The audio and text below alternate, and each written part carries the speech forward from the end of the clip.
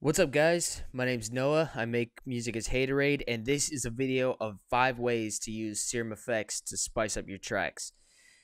So what I got right here is I got a build up and a drop, all based around this one vocal sample. I've distorted it a little bit with Isotope Trash, but the main focus right here is going to be Serum FX. So I'll play it for you guys, and then we'll get into it.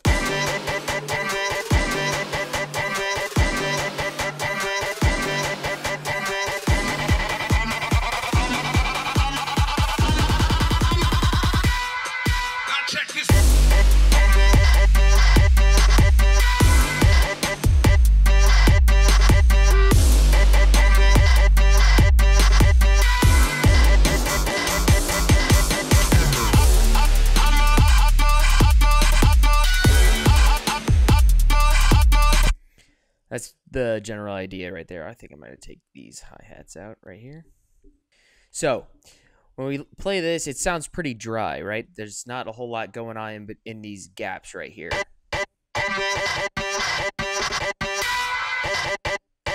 I mean, it sounds okay, but I think we could take it one step further to get it a little bit closer to where we want it.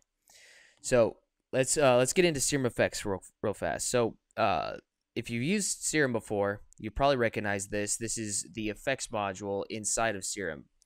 Now, Serum made this plugin as an external plugin, so you can use this on anything. You don't have to only use it on Serum sounds. So we're going to use it on this vocal sample today. First thing, I mean, there are plenty of videos on how to use Serum and the different effects inside, but we're going to try to focus on how we could use it with audio today. So this is Serum FX. X for Records, Serum, they the makers of Serum, they made this plugin to go on anything externally, like if you're not using it with Serum. So we could put this on drums, we could put this on, you know, different effects samples. For right now, we're going to use it on this vocal sample. So right here, all the effects just as normal and as if you had an instance of Serum open. And all of these LFOs, these don't do anything to my knowledge. There's no time clock inside of Serum FX to map them out. So unfortunately, that's the case for Serum FX. But for this, we aren't going to need it. So the first thing we're going to use is the hyper and dimension. Now, hyper is just is basically just a detuning. So if you bring up a default instance, it's going to be at 50% the mix here, and it's going to sound like this. Sounds okay, but I don't think we're going to go that direction. And then you have the dimension, which is basically just a stereo widener or a dimension expander, like they had in Massive. So I think we are going to use this. So I'm going to boost up the mix here, and then listen to what happens to the sound when I boost up the size.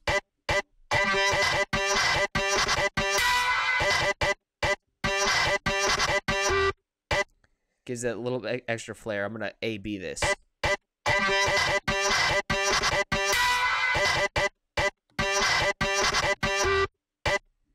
Okay, so that's one step, right?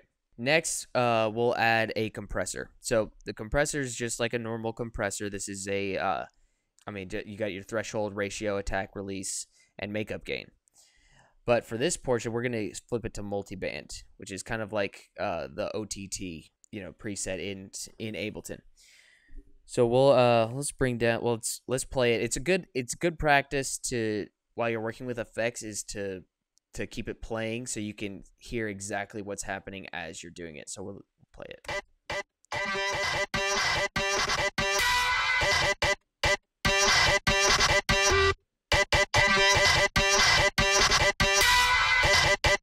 We're getting a little bit of clipping up here, so I'm going to bring this down a little bit.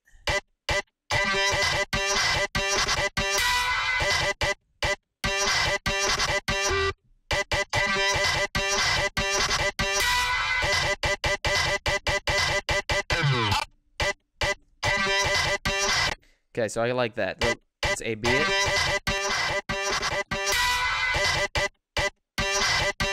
It's giving it that little bit of extra punch. That little on that attack. Now how about let's use the reverb. And the reverb, for Serum FX is actually pretty good. I mean, compared to some other reverbs, especially the Ableton stock reverb, this is a really great reverb. So let's give this some space here.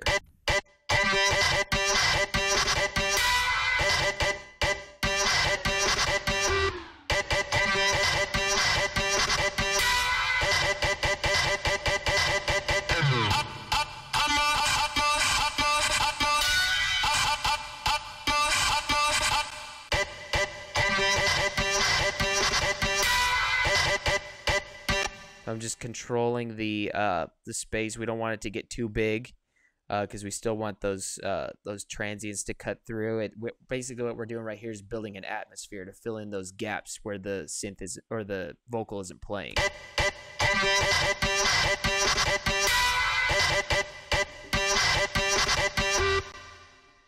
So I'm gonna come back to this mix knob a little bit later for a cool effect you guys can use.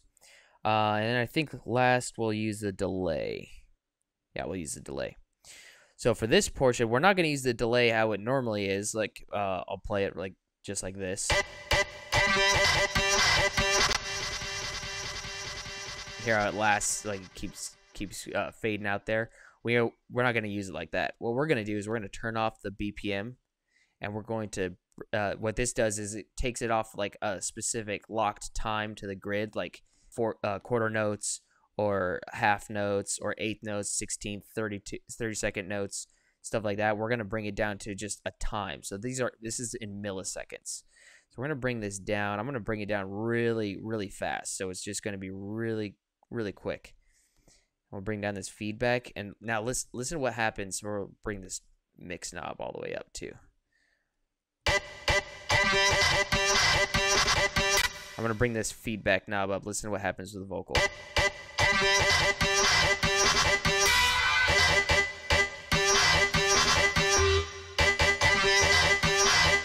Kind of makes it sound a little bit robotic and metallic-y. I like that. So now, what I think we should do for this is I think we should automate this in the build.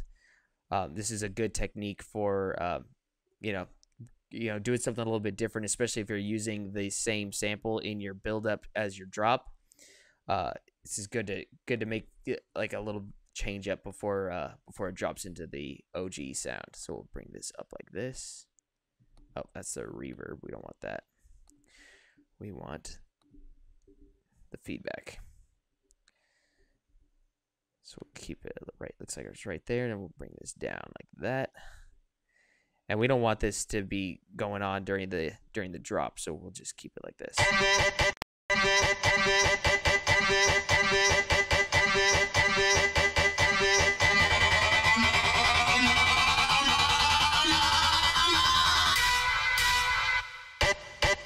Okay, cool. So I promised we'd do something with the dry wet of this reverb. Check this out. So what we can do, we can zoom in close here. What we could do is kind of use this dry wet of this reverb to like kind of make sort of a whipping sound into the next note. So I'm gonna bring up this right here, and then I'm gonna. So what this is gonna do is like listen. You hear that little. Just to exaggerate, we'll bring it all the way out.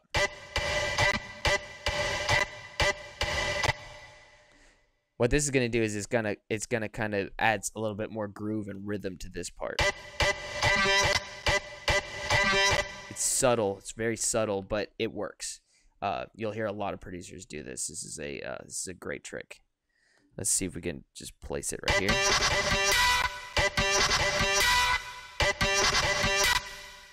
Oh, I think we could place it right here, actually. Yeah. Okay, cool. And we'll copy this. Yeah, right to there, and just see. Oh, no, we don't want it right there. We just want to bring it in this way. We'll do it on the high ones, too. You can hear it a little bit better with the higher notes.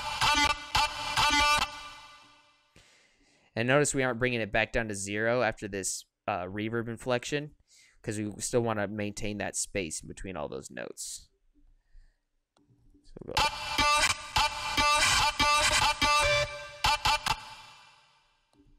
Go right here. Okay, cool. So now let's listen to it with all of our automation and everything on it, and compare it to the original.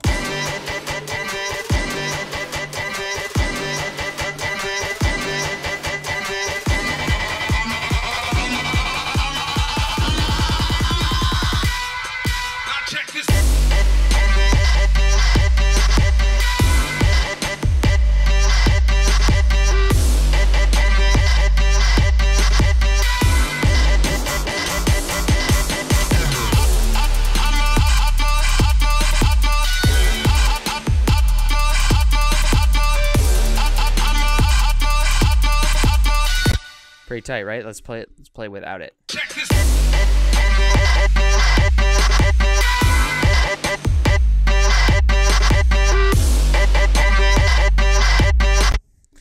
Pretty cool. So that's Serum FX for you guys. Just a couple of tips. I'm sure we'll do another one like this in the future on some other elements. But for now, I'll see you guys in the next video. Peace.